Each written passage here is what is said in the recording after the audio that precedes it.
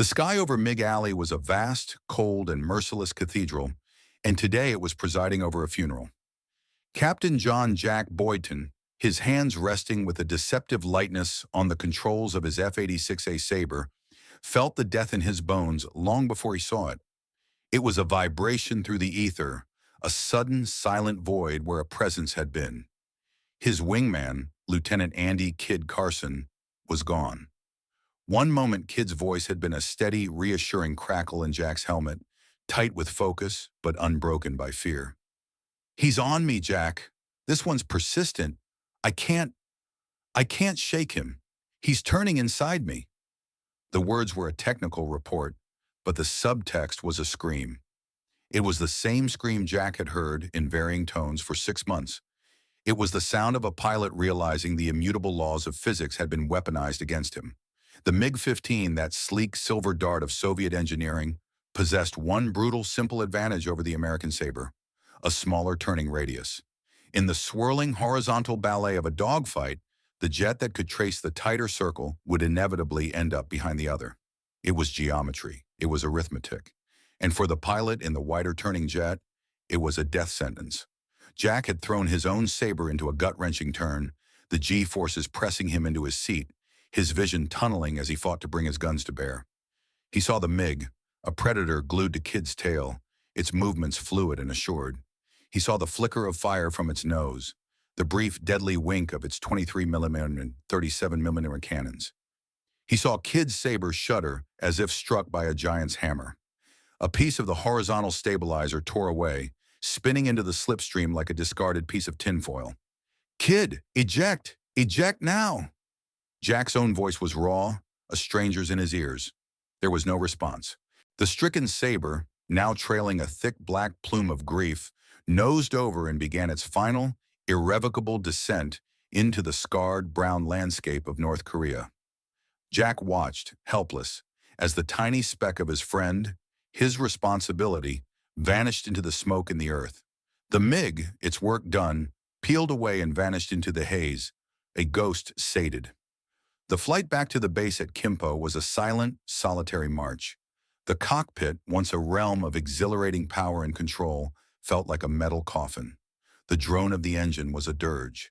Every gauge, every dial, seemed to accuse him. He had been close, so close, but close was a universe away in the brutal calculus of aerial combat. He replayed the engagement in his mind, frame by agonizing frame. The MiG turning, Kid turning, the inevitable, closing spiral. There was no mistake, no failure of piloting skill on Kid's part. He had flown the textbook defense. The textbook was wrong. The textbook was written for a different war, against a different enemy. The debriefing was a sterile, soul-crushing ritual. The intelligence officers with their clipboards, the squadron commander, Major Robert Hardass Harris, with his granite jaw and eyes that had seen too many young men not come back. "The film is conclusive," the intel officer said, his voice devoid of emotion. "MiG-15, serial number consistent with the Honcho flight. Lieutenant Carson executed a standard brake turn. The enemy pilot maintained a superior turn rate, achieved a firing solution, and the outcome was as observed." Major Harris's gaze settled on Jack. "Boynton, you were there. Anything to add?" Jack's fists were clenched so tight his nails bit into his palms. He wanted to scream, to overturn the table, to shatter the clinical calm of the room. Instead, he spoke in a low, controlled monotone. "The standard brake turn doesn't work, sir. Not against the MiG. It's a slower path to the same result. We're teaching our pilots to die by the numbers." The room went quiet. Challenging doctrine was one thing. Declaring it suicidal was another.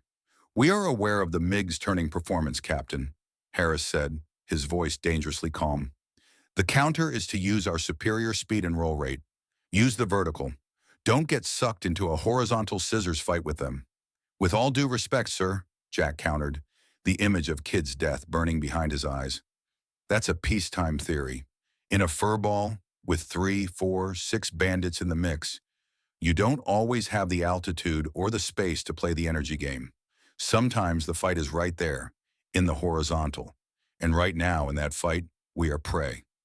Harris leaned forward, his knuckles resting on the table. So what's your brilliant solution, Boyden? You want me to call up Grumman and ask for a new wing? Maybe we can just wish the MiGs away. A few of the other pilots shifted uncomfortably. The sarcasm was a defense mechanism, the gallows humor of a commander losing his men. Jack took a deep breath. This was the precipice. No, sir.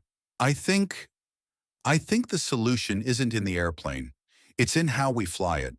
We're thinking about the turn all wrong. He stood up and walked to the chalkboard that dominated one wall of the briefing room. He erased the remnants of the day's mission assignments and drew two simple arcs. One was a tight, clean circle.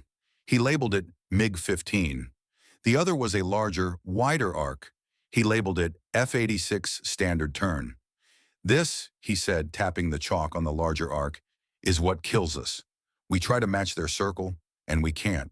So we lose. He paused, his mind racing ahead of his words, trying to give form to the half-formed idea that had been haunting him since the moment Kid's jet began to fall. But what if we don't try to match their turn? What if we do something they can't predict? Something that breaks the geometry? He drew a new line. It started on the Saber's arc, then shot sharply inward, toward the center of the imaginary circle, before hooking back around. It was an ugly, aggressive-looking squiggle, nothing like the clean curves of standard dogfighting diagrams. What in God's name is that? Harris asked, his brow furrowed. It's a trade, Jack said, his voice gaining intensity. We trade our airspeed for an instantaneous change in heading. We pull the nose up, hard. We slow down dramatically, almost to the point of a stall. We make them overshoot. And then, at that critical moment, when we're almost hanging in the air, we use the rudder to snap the nose around, to point it at where they're going to be. The room was silent for a long moment. Then a snort of derision came from the back. It was Captain Ed Mac McKenzie, a veteran pilot with 5 kills to his name and a deep institutional suspicion of anything that smelled of theory. You want to stall the aircraft? In a combat zone? Mac's voice was a low rumble. Jack, that's not a tactic. That's a coroner's report. You bleed off all your energy, you become a stationary target. You're a duck in a shooting gallery. The MiG that's on you will just slide right in and finish the job. And if he doesn't, his wingman will. Nods of agreement rippled around the table. It was the conventional wisdom.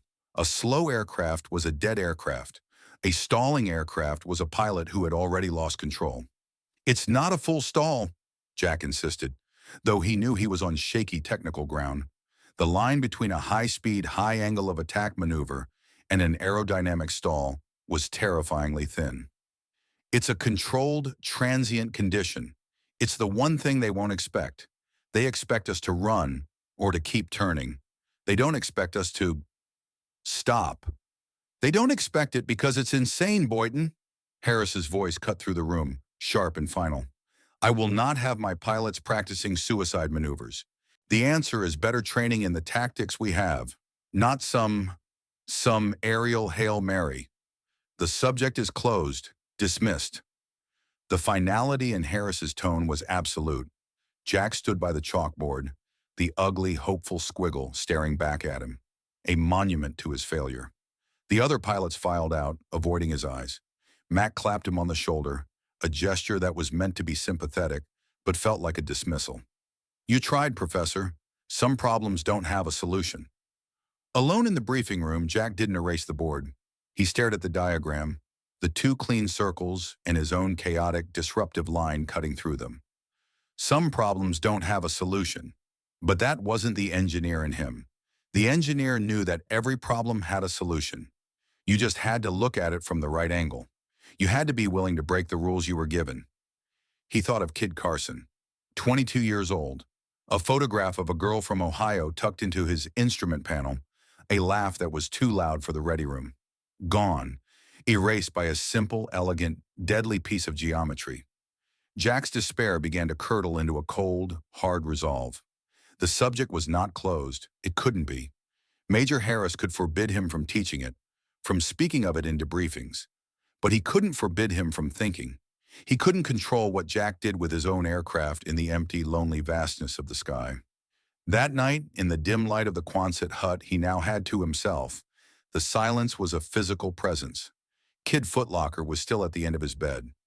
Jack ignored it, spreading his performance charts and his notebook on his own bunk. He was no longer just a pilot mourning his friend. He was an engineer with a problem. The problem was the turn. The MiG's turn was superior. Therefore, the solution was to make the turn irrelevant. He began to sketch not circles, but vectors. Force vectors. Velocity vectors. He calculated load factors. Stall speeds at different weights and altitudes. The F-86's flight manual had a whole section on what not to do, on the dangers of high angle of attack flight. Jack studied that section like a holy text. He was looking for the loophole, the narrow window between maximum performance and loss of control. The key, he began to see, wasn't in sustaining a turn. It was in the transition. It was in the moment of reversal. The Sabre had powerful, hydraulically boosted controls and a responsive rudder. What if that violent, nose-slicing turn wasn't a sustained state, but a single, brutal, fleeting moment? A flick of the wrist and a stomp of the foot that would last less than 2 seconds? In those 2 seconds, the entire tactical picture could be rewritten. It would be a gamble of the highest order. It would demand an intimate, almost sensual knowledge of the aircraft's limits. It would require a pilot to embrace the very sensations, the shuddering buffet, the mushy controls, the sinking gut, that years of training had conditioned him to avoid at all costs. It was asking a man to walk directly up to the edge of a cliff, to feel the stones crumble under his feet, and to believe he could step back before he fell. It was, as Mac had said, insane. But as Jack Boynton looked at the equations, at the vectors that now covered the pages of his notebook, he saw a flicker of possibility, a ghost of a chance where before there was only certain death. It wouldn't be a maneuver for the faint of heart. It would be a test of nerve as much as skill. But for the pilot with the nerve to try it, it might just be the thing that turned the hunter into the hunted. He closed the notebook. Outside, the wind howled, a cold reminder of the world beyond his calculations. Tomorrow he would take his Sabre up, not to patrol, not to fight, but to experiment, to test the limits, to dance with the stall and see if he could lead. The dawn was a pale, reluctant smear of gray on the eastern horizon when Jack Boynton signed out his personal Sabre, Lucky Star, from the line chief. The air was bitingly cold, frosting his breath and numbing his fingers, even through his flight gloves. The usual pre-flight bustle felt distant, muffled, as if he were moving through a dream.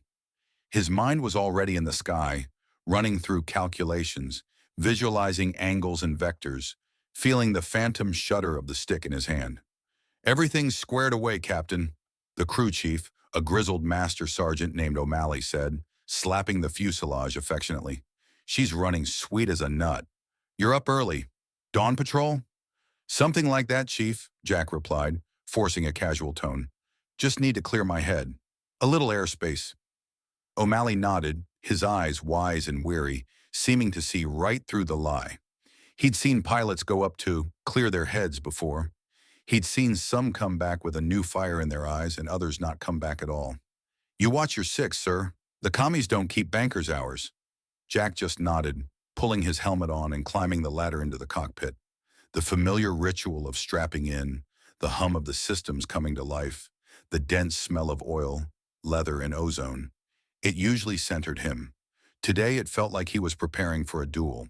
Not with a MiG, but with the Sabre itself, with gravity, with the very laws of aerodynamics he was about to ask it to violate.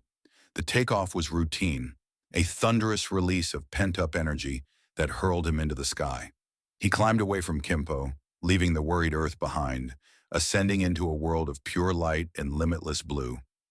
He flew west, away from the Yalu River and the prying eyes of both friend and foe, towards a designated training area over the Yellow Sea. A vast, empty expanse of water and sky where a man could get lost or find himself. At 25,000 feet, the world below was an abstract painting. The Korean peninsula a smudge of brown and green, the sea a sheet of hammered silver.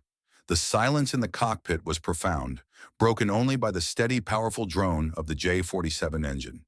This was it, his laboratory, his proving ground. He took a deep breath, the oxygen cool and metallic in his lungs. "Okay, Jack," he muttered to himself. "Let's see what you've got." He leveled off, stabilized his airspeed at 350 knots, a good solid combat speed. He looked around, ensuring his sky was empty. Then he began. The first attempt was a fumbling, terrifying disaster. He pulled back on the control stick, not with the smooth, gradual pressure of a turn, but with a sharp, aggressive yank. The G-forces slammed into him, pressing him down into his seat, his vision graying at the edges. The nose of the Sabre shot up towards the azure dome of the sky. The airspeed bled away with an alarming rapidity. 300 knots, 250, 200.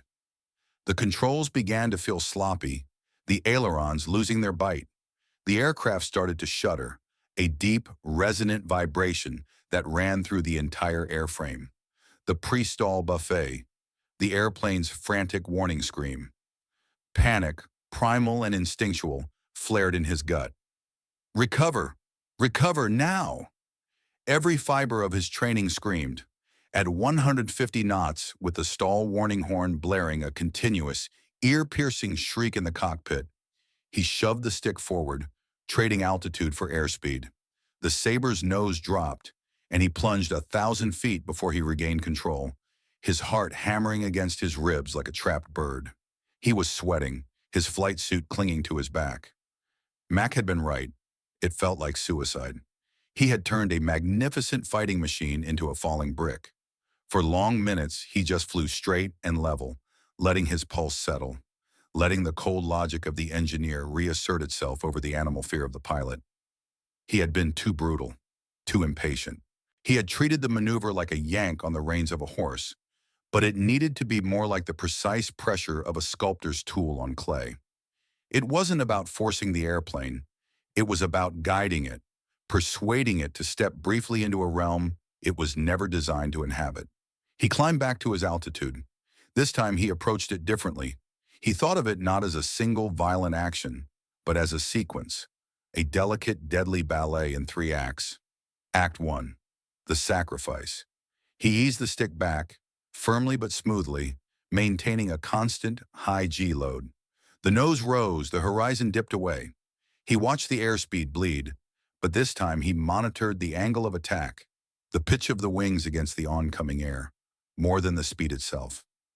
The shuddering buffet began again, but now he listened to it, felt it. It wasn't a scream of protest. It was a conversation. The airplane was telling him where the edge was. Act 2, the pivot. This was the moment of truth. The Sabre was now hanging, nose high, its speed decaying, balanced on the knife's edge of aerodynamic viability. Instead of panicking, he fed in left rudder. Not a stomp, but a firm, steady pressure. The effect was instantaneous and bizarre. The world outside the canopy didn't turn. It rotated. The nose of the aircraft yawed sharply to the left, swinging across the horizon as if on a pivot. For a breathtaking, disorienting second, he wasn't flying forward. He was pirouetting. Act 3, the recovery. The moment the nose had sliced through the desired amount of heading change, he released the rudder, centralized the stick, and pushed the throttle forward. The Sabre, eager to fly, dropped its nose and accelerated back into its element, now pointing 60 degrees away from its original direction. He had done it. It was messy, it was ugly. He had lost over 2,000 feet of altitude, but he had done it. He had changed his heading almost instantaneously, without following the long, predictable arc of a conventional turn. A wild, exultant laugh burst from him, echoing strangely in the oxygen mask. It worked. The theory, the crazy lines on the chalkboard, they were real. The rest of the sortie became a relentless, obsessive pursuit of perfection. He tried it again and again, varying his entry speed, the amount of back pressure, the timing of the rudder input. He learned that the maneuver had a sweet spot. An entry speed of around 400 knots gave him the energy to make the pivot meaningful, without falling out of the sky too quickly. He learned that the rudder input had to be precisely timed. Too early, and he would drag the nose without the desired effect. Too late, and he would be fully stalled. He learned to read the buffet like a language, to feel the subtle changes in the control pressures that told him exactly where the edge was. He was no longer just flying the airplane. He was communing with it. He was learning its secrets, its hidden capabilities. The saber, he discovered, was tougher, more responsive, more willing to be pushed than anyone had ever believed. It was like a master swordsman discovering that his trusted blade could also be thrown as a deadly, unexpected dagger. On his sixth attempt, he achieved something close to grace. A smooth pull-up, a crisp, authoritative rudder input, a clean, swift rotation of the nose, and a powerful, controlled recovery. The whole sequence took less than 3 seconds. In 3 seconds, he had completely reversed his field of fire. In a dogfight, those 3 seconds would be an eternity in which a MiG pilot, confident in his pursuit, would find his prey had suddenly transformed into a predator, its guns now staring him right in the face. As he turned for home, the sun now fully risen and painting the clouds in hues of gold and rose, a profound exhaustion settled over him, but it was a clean exhaustion, the fatigue of a hard-won victory. He had faced the edge, and he had not fallen. He had danced with the stall, and he had led. But as Kimpo Air Base grew from a speck on the coastline to a defined pattern of runways and revetments, the euphoria began to fade, replaced by a colder, more pragmatic reality. He had proven it to himself. In the sterile, controlled environment of a training area, alone in the sky, it worked. But that was the easiest part. The real challenge still lay ahead. He had to prove it to others. He had to prove it to the skeptical, grieving faces in the ready room. He had to prove it to the granite-faced disapproval of Major Harris. He had to take this delicate, dangerous dance and perform it under the critical, disbelieving eyes of the entire squadron, with a simulated enemy playing the part of the MiG. And he had to do it without getting himself, or anyone else, killed. The theory was now flesh, but giving it life in the world was a battle yet to be fought. He had found the key. Now he had to open the door. The confidence that had buoyed Jack on his flight back to Kimpo evaporated the moment his wheels chirped onto the tarmac, replaced by the heavy, familiar weight of the base. It was a weight of procedure, of hierarchy, of loss. The memory of Kid Carson's empty bunk was a cold stone in his gut. He had just performed a small miracle in the sky. But down here, on the earth, miracles were suspect. They disrupted the order of things. They asked uncomfortable questions. He taxied Lucky Star to its revetment, the engine winding down with a dying whine. Master Sergeant O'Malley was there, his face impassive as he chalked the wheels. As Jack unstrapped and climbed down the ladder, his muscles aching from the repeated G-strains, O'Malley gave the aircraft a practiced, scrutinizing look. "Pushing her hard today, Captain," the chief asked, his voice neutral. His eyes, however, were like sensors, missing nothing. He ran a hand along the leading edge of the wing, then glanced at the tail section. "Felt some vibrations on the telemetry down here. Nothing major, but different." Jack's heart skipped a beat. He'd forgotten about the remote monitoring. Of course, they'd be watching. "Just running some drills, Chief," he said, pulling off his helmet. "Testing the envelope." O'Malley nodded slowly, his gaze lingering on Jack's face, seeing the fatigue and the residual adrenaline. "The envelope's got edges, sir. Sharp ones." It wasn't a warning, not quite. It was a statement of fact from a man who had spent his life mending the torn metal results of those edges being found. "She's a fine aircraft. Doesn't need to be flogged." "I'm not flogging her, Chief," Jack said, a defensive edge creeping into his voice. "I'm learning her." O'Malley just gave another slow nod, a world of unspoken understanding in his eyes. He knew pilots. He knew when they were chasing ghosts or hunting dragons. He turned back to the aircraft, his posture making it clear the conversation was over. Jack was left standing there, feeling exposed. His secret, his breakthrough, already felt fragile. The debriefing for his training flight was a perfunctory affair. He logged the time, marked the area, and invented a bland story about practicing emergency procedures and instrument scans. The operations officer, buried under a mountain of paperwork, scribbled it down without looking up. The ease of the lie was unsettling. He was now operating outside the system, a rogue element in a machine that demanded conformity. The next few days were a study in quiet frustration. He flew combat patrols, the tense, boring hours of scanning empty skies, punctuated by brief, heart-stopping moments of contact. Each time a MiG was sighted, his mind would race, calculating the angles, visualizing his maneuver. But the opportunities never presented themselves. The engagements were fleeting, high-speed passes, or they were broken off by the enemy before they could devolve into a turning fight. He was a swordsman who had practiced a secret, killing thrust in private, only to find himself in a public duel where no one would close to fencing distance. The real battle, he quickly realized, was not in the sky over Mig Alley. It was in the ready room at Kimpo. It was a battle of perception, of doctrine, of fear. He chose his moment carefully. It was after a particularly grim debrief where another pilot, a good man named Ricci, had come back with cannon holes in his vertical stabilizer, his voice still shaky over the radio. The mood was somber, the air thick with the unspoken question, "Who's next?" Jack stood up, his chair scraping against the concrete floor. All eyes turned to him. Major Harris, who had been about to dismiss the group, paused, his expression wary. "Sir," Jack began, his voice sounding too loud in the quiet room, "with your permission, I'd like to discuss an alternative approach to the turning engagement." A ripple of unease went through the room. Mac leaned back in his chair, folding his arms over his chest, his face a mask of skepticism. Harris's jaw tightened. "Boyden, we've been over this. I don't have time for theoretical discussions. We have a war to fight." "This isn't theoretical, sir," Jack insisted, stepping toward the chalkboard. "It's practical. I've been testing it." The admission hung in the air. He saw the surprise on several faces. He had flown unauthorized tests. This was insubordination. "You've been what?" Harris's voice was low and dangerous. "Testing a maneuver, sir, in a safe environment. And it works." Jack turned to the board and began to draw, his lines more confident now, informed by the physical experience of flight. He drew the two circles again, the MiG and the Sabre. Then he drew his disruptive line, the sharp inward hook. The MiG expects us to follow him around the circle. He knows he can win that fight, so we don't. We break the circle. We pull up steeply, trading our speed for a moment of positional advantage. We force an overshoot. "You force a stall," Mac interjected from the back, his voice a dry rasp.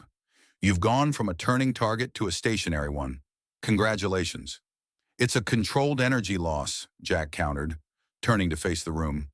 He met the eyes of the other pilots. He saw Ricci, pale and listening. He saw others, their expressions a mixture of curiosity and profound doubt. "It's not a full stall. It's a transient state. It lasts for 2, maybe 3 seconds. But in those 3 seconds, we change the geometry completely. The MiG pilot, committed to his turn, will fly right past us. And in that moment, we are looking right at him. We become the threat." He described the feel of it, the pull of the G's, the shudder of the buffet, the precise application of rudder. He spoke not as a theorist, but as a pilot who had been there. He tried to convey the instinctual feel of the maneuver, the dance on the edge. When he finished, the silence was profound. It was Ricci who broke it, his voice quiet. "You've actually done this? In a Sabre?" "Repeatedly," Jack said, nodding. The room erupted. It wasn't a roar of acceptance, but a barrage of questions, fears, and technical challenges. "What's the altitude loss?" "Substantial. 2,000 feet, sometimes more." A groan. Losing altitude in a dogfight was tantamount to surrender. "What's your airspeed at the pivot?" "Dangerously low. You're a sitting duck if there's a second bandit." "The stress on the airframe?" "You'll shake the wings off." "The airframe can handle it. It's designed for worse." "And if you misjudge it? If you stall out completely?" Jack met the speaker's eyes. "Then you die." That simple, stark statement silenced the room again. It was the unvarnished truth they all lived with every day. But to invite it so deliberately was madness to them. Major Harris had listened to the exchange, his face unreadable. Now he stood. "You're asking me," he said, each word measured and cold, "to officially sanction a maneuver that, by your own admission, requires flying the aircraft to the very brink of a stall, guarantees a massive loss of energy and altitude, and if performed incorrectly, results in the certain loss of the pilot and a multi-million-dollar aircraft. A maneuver that, I might add, has no basis in any flight manual or tactical doctrine of the United States Air Force." Put that way, it did sound insane. Jack felt the ground slipping away from him. He was a heretic preaching a dangerous gospel. Sir, Jack said, his voice tight with a desperate passion, the current doctrine is getting us killed. We're fighting the last war. Kid Carson is dead because we're playing by rules the enemy doesn't respect. This is a new rule. It's a bad rule for them. Harris stared at him for a long, hard moment. The authority in the room was his, and he was reasserting it. The subject is closed, Captain. You will cease these unauthorized test flights immediately. That is a direct order. You will fly standard, approved tactics. Is that understood? The finality was absolute. There was no room for argument. Yes, sir, Jack said, the words tasting like ash. He had lost. He had presented his case and been utterly defeated. The pilots filed out, avoiding his gaze. He was alone again with his chalkboard diagrams, a prophet without a congregation. But as he stood there in the empty, silent room, a different kind of resolve hardened within him. Harris could forbid him from speaking of it. He could ground him if he disobeyed. But he had not been able to unsee the flicker of interest in Ricci's eyes, or the thoughtful frown on a few other faces. He had not been able to erase the physical truth he had experienced in the sky. The official door was closed, locked, and bolted. But the war wasn't being fought in briefing rooms. It was being fought in the vast, unforgiving cathedral of the sky, where the only rules were physics and the only judge was survival. Major Harris commanded the squadron, but he did not command the air. Jack Boynton, the heretic, would just have to find another way to spread his gospel. He would have to prove it not with words on a chalkboard, but with actions in the one place where it truly mattered. He needed a convert, and he needed a miracle. The days that followed Major Harris's edict were a special kind of hell for Jack Boynton. He flew his missions, he scanned his sectors, he followed his orders with a robotic precision that felt like a betrayal of everything he now knew to be true. The sky, once a realm of possibility, had become a cage. Every routine turn, every standard defensive break, felt like a concession to a lie. He was flying the ghost of Kid Carson's death on every sortie. The other pilots gave him a wide berth. He was no longer just the professor, he was a pariah, a man tainted by a dangerous and disobedient idea. Conversations would falter when he approached the coffee urn. The easy camaraderie of the ready room had solidified into a wall of silent disapproval, with Mac as his chief mason. Only Master Sergeant O'Malley treated him the same, with a gruff, professional detachment that Jack found oddly comforting. The breakthrough came from an unexpected direction. It was late, and Jack was in the makeshift base library, a dimly lit room that smelled of old paper and damp concrete. He wasn't looking at flight manuals. He was reading a dog-eared copy of Leonardo da Vinci's notebooks, a personal treasure he'd carried since college, seeking solace in the mind of another heretic who saw the world differently.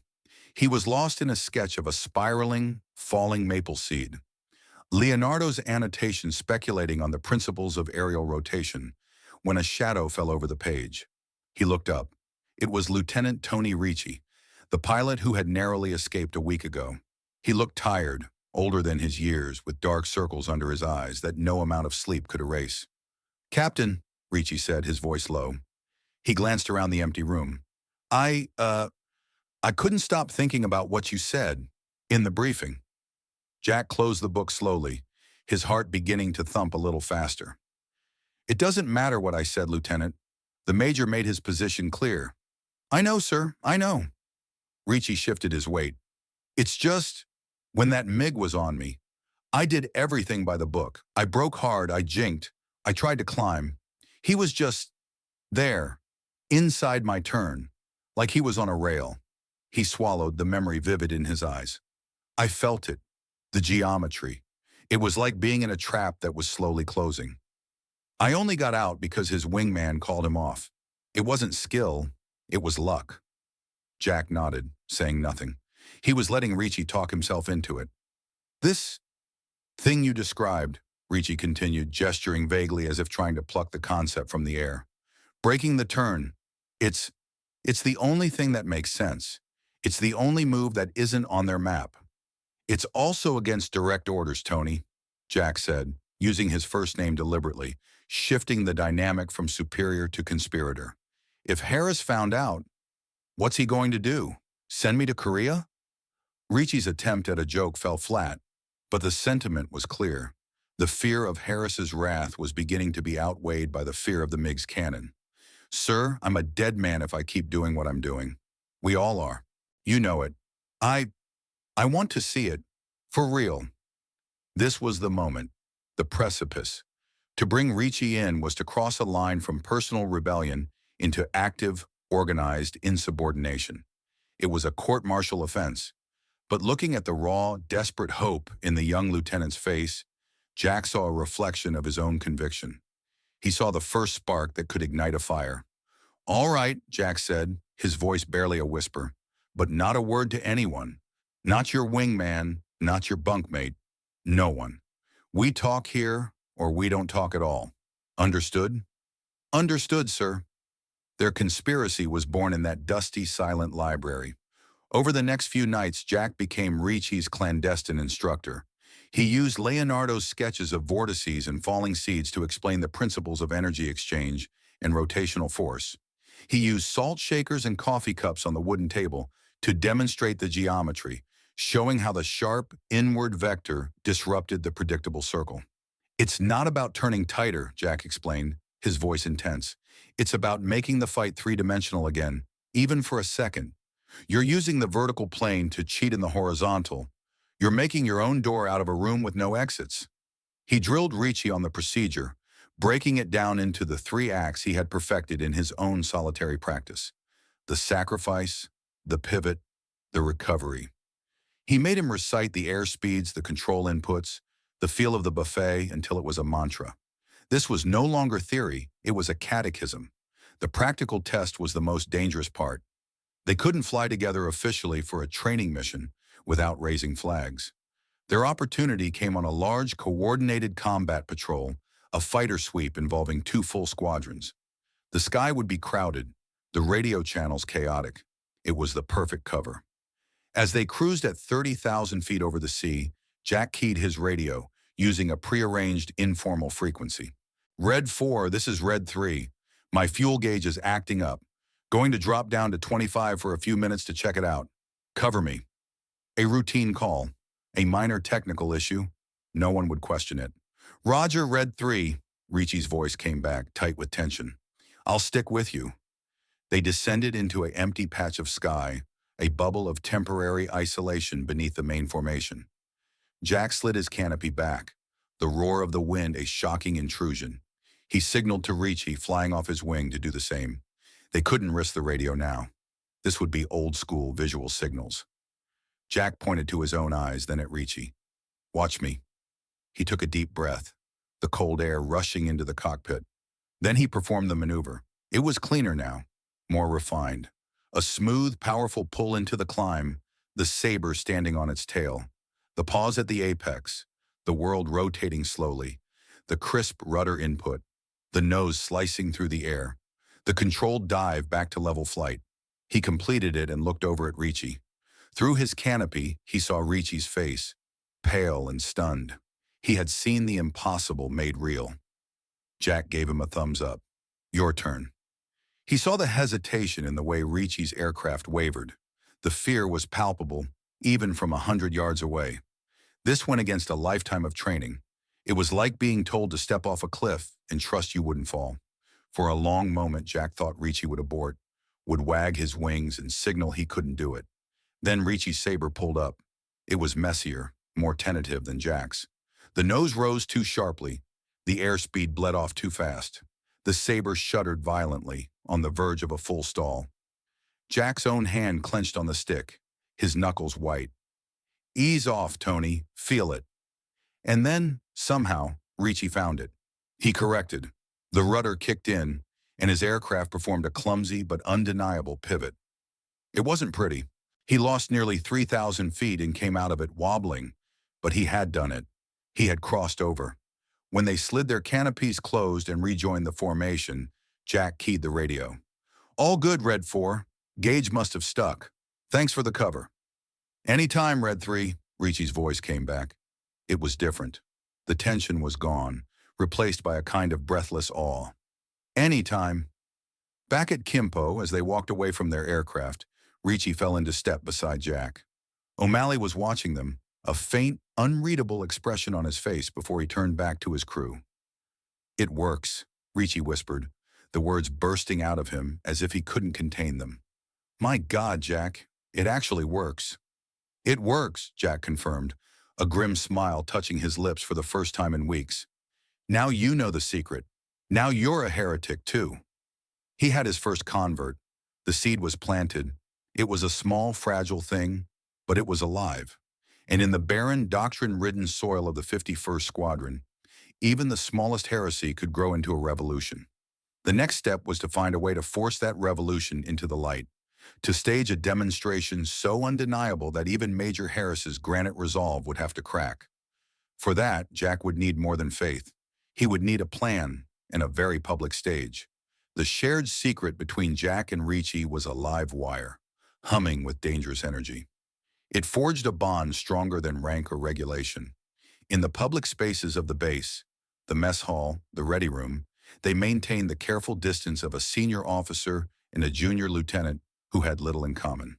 But in stolen moments, their communication was a language of glances and slight nods. A raised eyebrow from Jack during a briefing on MiG tactics was a silent critique. "See? They're still teaching the dance of death." A quick, almost imperceptible shake of Ricci's head in response. "They just don't see it." The problem was no longer proving the maneuver to themselves. The problem was scale. One heretic was a lunatic. Two were a conspiracy. But they needed an army, or at least a platoon, to force a change. They needed to create a schism in the squadron so significant that Major Harris would have no choice but to acknowledge it. Their strategy was subtle and patient. They became masters of the Socratic method in the ready room. When pilots lamented the MiG's turning ability, Jack wouldn't launch into his theory. Instead, he would ask a question. "Why do we assume we have to win the turn?" He'd muse aloud, stirring his coffee. "What if the goal isn't to turn tighter, but to make the turn itself irrelevant?" It was a philosophical hand grenade tossed into the middle of conventional wisdom. At first, it was met with scoffing. But the seed was planted. Pilots like Mack would roll their eyes, but younger, more impressionable flyers like Lieutenants Foster and Jankowski would sometimes fall silent, thinking. Ricci, emboldened by his own successful execution, became a more active evangelist. He wouldn't describe the maneuver, but he would talk around it, using the experience of his near miss as his testimony. "I was in the circle," he'd say to a small group. "I felt it closing. The book had no answers. I only survived because of a fluke. It got me thinking, what's the one move that isn't in the book? What's the move the book tells you never to do?" He was leading them to the edge of the cliff and letting them peer over. He was making them curious about the forbidden. Their breakthrough, the moment their clandestine operation gained its most crucial and unexpected ally, came from a crisis. It was a Tuesday, a day of low cloud and persistent drizzle. A flight of 4 sabers, including Lieutenant Jankowski, Jank, had gotten into a brutal, sprawling dogfight with 6 MiGs near the Chosin Reservoir. The fight was a nightmare, descending through the cloud layers, a whirling chaos of gray mist and silver aircraft. Jank's wingman was shot down in the first pass. Another saber took cannon damage and had to disengage. Jank found himself alone, 2 MiGs having cornered him. The radio transmissions were fragmented, panicked. "They're all over me. I can't shake them. I'm trying to turn. He's inside me. He's firing." At Kimpo, in the ops room, the ground crew and the off-duty pilots listened in grim silence. It was Kid Carson's story playing out in real time. Major Harris stood, his face like stone, his hands clenched behind his back. There was nothing anyone could do. They were witnesses to an execution. Jack felt a cold dread. Jank was a good pilot, loud and brash, but with a quick mind. He had been one of the ones listening thoughtfully to Ricci's musings. Then a burst of static, in Jank's voice, shrill with a new kind of terror, not just of death, but of the unknown. "I'm stalling! I'm stalling! I've got nothing!" A collective groan went through the room. That was it. A stall at low altitude in a combat zone was the end. Harris closed his eyes for a brief second, but Jank's voice came back, not with the finality of a crash, but with a confused, breathless shout. "He overshot! The lead MiG overshot! I don't believe it! I got a snapshot on him! He's smoking! He's breaking off!" The second MiG, confused by his leader's sudden reversal, broke off the attack. Jank, his saber wobbling, half-stalled and bleeding altitude, managed to dive away into the cloud cover and limp back to friendly territory. When he landed, his aircraft was a mess. The airframe shuddered from the stress of a high-speed, high-G recovery from an extreme stall. But he was alive. He climbed out of the cockpit, his legs shaking so badly he could barely stand, his flight suit soaked with sweat. The ground crew swarmed the plane, their faces a mixture of relief and astonishment. The debrief was electric. Jank, still trembling, described the final moments. "He was on me. I had nothing left. I was out of ideas. I yanked back on the stick. Hard, I don't know why. I just knew I couldn't keep turning. The plane shuddered. The stall warning screamed. I thought I was dead. Then I saw him, the MiG. He just flew right past my canopy. He wasn't there anymore. I was so surprised, I just fired. I didn't even aim properly." He looked around the room, his eyes wide, and they landed directly on Jack Boynton. "It was like what you talked about, Captain. Breaking the circle. I didn't do it right. I just panicked and did it. But it worked. It saved my life." All eyes turned to Jack. The heretic was no longer just a theorist. He had a martyr, a survivor. Jank's garbled, accidental execution of the maneuver was more powerful than a dozen of Jack's perfect demonstrations. It was proof of concept written in the starkest ink possible. Survival. After the debrief, as the pilots filed out, Master Sergeant O'Malley approached Jack. He had been standing in the back listening, his arms crossed over his oil-stained coveralls. "Captain," O'Malley said, his voice low. "A word." Jack followed him out to the flight line, away from eavesdroppers.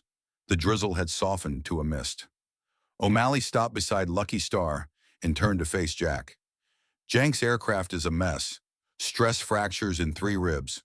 We're going to be swapping out the entire tail section. He nearly shook the damn thing apart." "But he's alive, Chief," Jack said. "That he is," O'Malley agreed. He paused, choosing his words with the care of a man who knew the weight of them. "The telemetry from his bird, and from your training flights. It's interesting data. My boys see everything, Captain. We see the G-forces, the air speeds, the control inputs. We see when an airplane is being flown differently." Jack felt a chill that had nothing to do with the weather. This was it. O'Malley knew. He had the evidence to ground Jack and have him court-martialed. O'Malley's next words were not what he expected. "You know what my job is, Captain. It's not just to fix the planes. It's to keep the pilots alive. I hand them a perfect aircraft, and I pray to God they bring it back to me in one piece. Lately, I've been handing out too many perfect aircraft and getting back ghosts." He looked toward the mountains, toward Mig Alley. "What you're doing, this different flying, is it repeatable, or was what happened to Jank just a fluke?" "It's repeatable, Chief," Jack said, his voice firm. "It's teachable. It's a procedure." O'Malley nodded slowly, his gaze sweeping over the sabers lined up in their revetments. "This hangar," he said quietly. "The one on the far end. It's empty after 1900 hours. The security detail plays cards behind it. No one goes there. The lights work, and it's got a big, clean concrete floor." He looked back at Jack, and for the first time, there was a flicker of something in his eyes that wasn't neutral detachment. It was a fierce, protective determination. If a few pilots wanted to get together after hours to discuss procedures, they wouldn't be disturbed in there. And I just happened to have a few spare tail assemblies lying around for demonstration purposes to show the stress points. Jack stared at him, understanding dawning. O'Malley wasn't just turning a blind eye. He was offering his shop. He was providing cover. He was joining the conspiracy. "Thank you, Chief," Jack said, the words inadequate for the magnitude of the gift he'd just been given.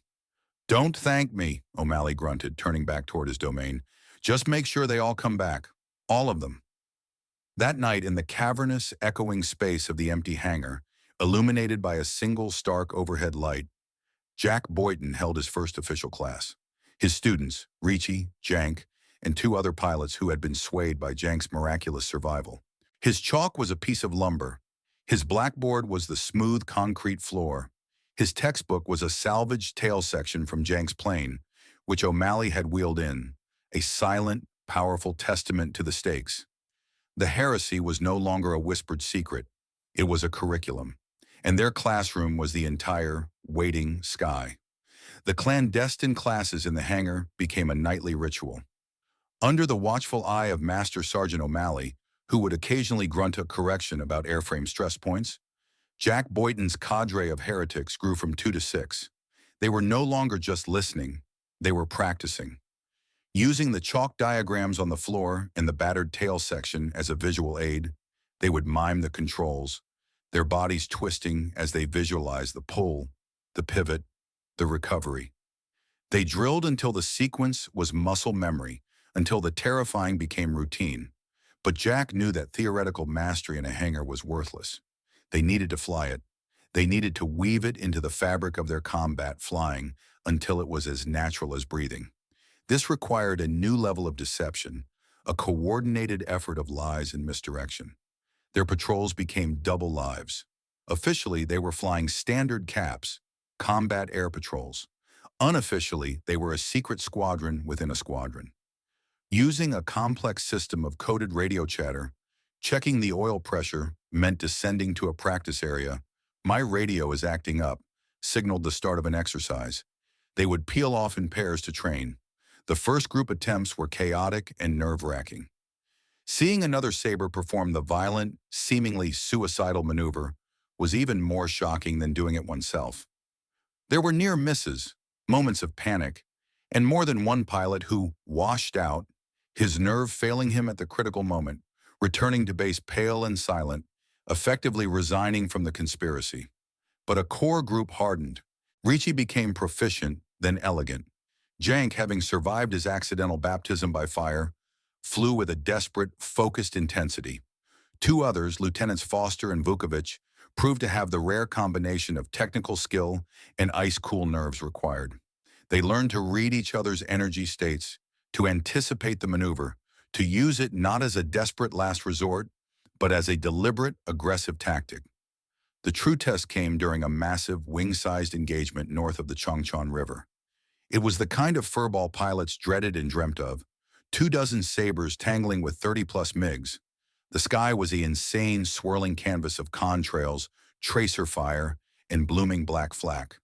The radio was a bedlam of shouted warnings, victory cries, and static. Jack led his element of four, himself, Ricci, Jank, and Foster, into the melee. They stuck to their training, fighting as a cohesive, secretive unit. At first, they used standard tactics, wanting to draw the MiGs in, to make them overconfident.